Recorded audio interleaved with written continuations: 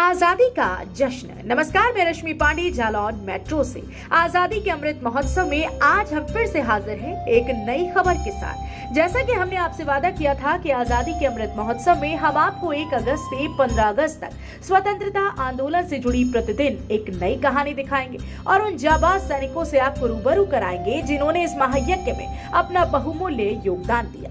तो चलिए, आज हम आपको रूबरू कराने जा रहे हैं जनपद जालौन के राजपुरा गांव के रहने वाले रिटायर्ड फौजी कैप्टन मास्टर सिंह सेंगर से, जिन्होंने सन 1961 में सेना ज्वाइन की। सेना में रहते हुए पाकिस्तान के साथ हुए युद्ध में भारतीय सेना का अंग बनकर युद्ध के मैदानों में अपना बहुमूल्य योगदान दिया, जिन्हें उनकी ईमानदारी के लिए गुजरात में विशेष पुरस्कार भी दिया गया था।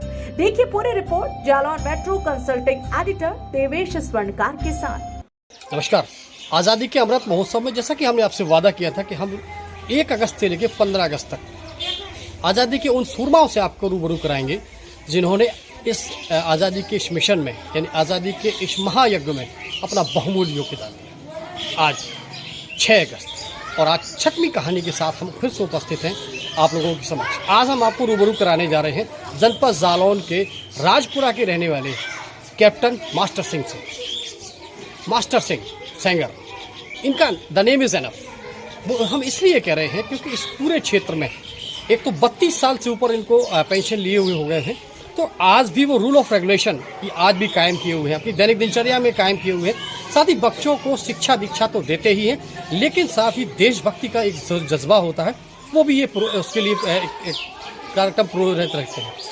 मास्टर सिंह, जिन्होंने 1961 में देश की सेवा करने के लिए आर्मी ज्वाइन की, उसके बाद 62, 64, 65 और 71 4 महत्वपूर्ण युद्धों में अपना योगदान दिया है। ऐसे मास्टर सिंह सेंगर से आज हम आपको रूबरू कराने जा रहे हैं।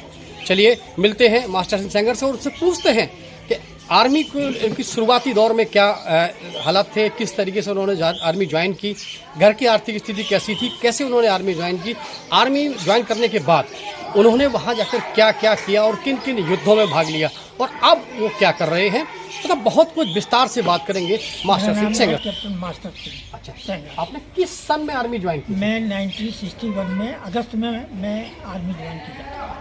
किस पद से आपने ज्वाइन किया था? मैंने सिपाही से स्टार्टिंग किया था। अच्छा जी। उस समय 1961 में जब आपने आर्मी ज्वाइन की थी, उस समय आप गांव के हालात क्या थे? हमारे किन हालातों में आपने आर्मी ज्वाइन की? हमने ऐसी स्थितियाँ थी कि कोई अच्छे साधन नहीं थे जो हम आगे और पढ़ सकते या कुछ और कर सकते, तो हमने आर्मी में जाना उचित समझा और भावना भी थी, पहले से बचपन से ही भावना थी कि हम आर्मी में जाएंगे। उनकी ड्रेस वगैरह पहन करके बड़ा उत्साह हुआ करता था कि हम आर्मी ज्वाइन करें।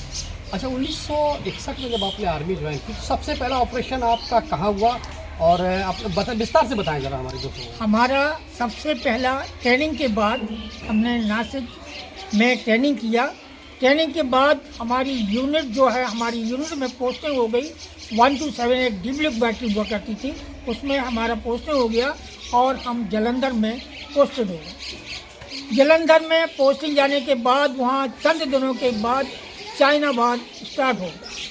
चाइनाबाद जब स्टार्ट हो गया तो वहाँ पर हमारी यूनिट को भी जाने के लिए आदेश मिला और हमारी यूनिट है वहाँ से रवाना हो गई और जाके असम के बंगाल के सिलीगुड़ी में जाकर के हम लोगों ने पहला पड़ाव वहाँ पर किया। इसके बाद हम लोगों को उसी समय पर तत्काल रूप में सिक्किम में भेज दिया गया, जहाँ पर लड़ाई उस समय पर चल रही थी, परंतु हम लोग थोड़ा लेट पहुँचे थे, इसलिए 4-5 दिन के बाद वहाँ पर सीज फायर हो गया।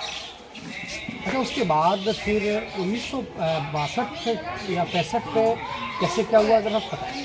1965 में हम लोग चाइना बॉर्डर पर, वहाँ पर उसी तरह से जिस तरह से वायर का सिस्टम होता है उसी तरह से हम लोग डिप्लाई थे और वहाँ पर भी चाइना से अटैक होने की संभावना थी कि यहाँ पर चाइना अटैक भी कर देगा, तो वहाँ पर हम लोगों को डिप्लाई था 65। 71 वार जो पाकिस्तान के साथ होता है, 71 वार में हम लोग छम्ब सेक्टर में बड़ी भयानक लड़ाई हुई थी सबसे ज़्यादा इंडिया का जो लड़ाई हुआ था वो छंब सेक्टर में हुआ था और वहाँ से हमारी आर्मी को कुछ पीछे विड्रॉ भी करना पड़ा था। वहाँ पर इतनी संघर्ष लड़ाई थी कि हमारे ही यूनिट के 12 जवान वहाँ पर शहीद हुए थे और उन्होंने जो पाकिस्तान की जो आर्मी थी उन्होंने हमारे छंब में उनके कमांडो वगैरह पीछे पुल पर आकर के बैठ गए थे। जब हमारी यूनिट वहाँ से पीछे विड्रॉ कर रही थी तब उन्होंने हमारी यूनिट के ऊपर फायर कर दिया था, जिसमें हमारे 12 जवानों की कैजुअल्टी हुई। अच्छा, उस समय का मंजर कैसा रहा होगा जब शहीद हुए 12 जवान आपकी यूनिट के एक साथ शहीद हुए थे, तो उस समय का मंजर थोड़ा सा बताएं। मंजर तो बहुत भयानक था, लेकिन अपना फर्ज निभाते हुए आर्मी के अधिकारी कर्मचारी सभी लोग अपने तत्पर कार्य में संलग्न थे और उनको श्रद्धांजलि या उनकी बॉडी वगैरह को लेकर के हम लोगों ने बेस एरिया में पीछे भेज दिया था, लेकिन हम लोगों ने वहीं पर जाकर के दोबारा डिप्लॉय किया। हमारी यूनिट का जो काम था साउंड रेंजिंग, साउंड से हम दुश्मन की लोकेशन को एडजस्ट करते थे और उनका रेफरेंस, उनकी मतलब लोकेशन हम एयरफोर्स और जो अपने हैवी गन यूनिटों को उसकी लोकेशन देते थे, जिससे वे वहाँ पर जाकर के एक्यूरेट फायर कर सकें। अच्छा, किस सन में आपका प्रमोशन हुआ था और किस सन में आप जो है रिटायर्ड हुए थे? हमारा प्रमोशन तो स्टार्टिंग हो गई थी हमारा 64 से। 64 में सर्वप्रथम मैं लांस नायक बना, इसके बाद नायक बना, हवलदार बना, इसके बाद मैं नायब सूबेदार बना। सूबेदार 28 साल मैंने सर्विस किया और सूबेदार से ही मुझे 28 साल में फिरोजपुर से मैं रिटायर हो गया और हमको ऑनरेरी कैप्टन का रैंक भारतीय सरकार, भारतीय गवर्नमेंट ने हमको दिया। अच्छा, आपको एक राष्ट्रपति द्वारा एक पुरस्कार भी मिला है, हमको किस चीज़ के लिए मिला है और क्या पुरस्कार है? कमेंडेशन कार्ड है जो 1982 में हम लोग वहाँ थे अहमदाबाद में, दरंगधरा में थे। वहाँ पर हमारी यूनिट की ड्यूटी वहाँ अहमदाबाद में हमको डिप्लॉय किया गया। वहाँ पर जाने के बाद हम लोगों को वहाँ ड्यूटी के लिए तैनात किया गया था और वहाँ की जनता वगैरह को कंट्रोल करने के लिए। वहाँ पर ऐसी स्थिति थी कि रोड से रात को किसी को भी निकलने के लिए आदेश वगैरह कुछ भी नहीं था और वहाँ से एक गाड़ी आई और उसको हमारे जवानों ने रोका, गाड़ी नहीं रुकी।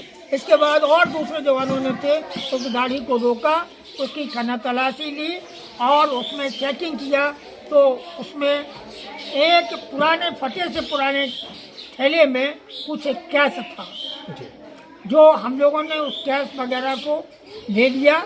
लेने के बाद उसने बहुत लालच दिया हम लोगों को कि आप ये पूरा कैश ले जाओ, सब कुछ ले जाओ, लेकिन हम लोगों को छोड़ दो। लेकिन हमने ऐसा नहीं किया। मैं अपने बाबा पे बहुत गर्व करता हूँ। जो 30 साल उन्होंने सेवा की है आर्मी के साथ, उनकी बातें सुनकर इतना गर्व महसूस होता है कि बयान नहीं कर सकता शब्दों में। मैं अपने सभी साथियों से यह अनुरोध करना चाहता हूँ कि वे सभी सेना की तैयारी करें और ज़्यादा से ज़्यादा भर्ती में ज्वाइन करें। ये सेना कोई नौकरी नहीं है, ये शान है, देश की शान है।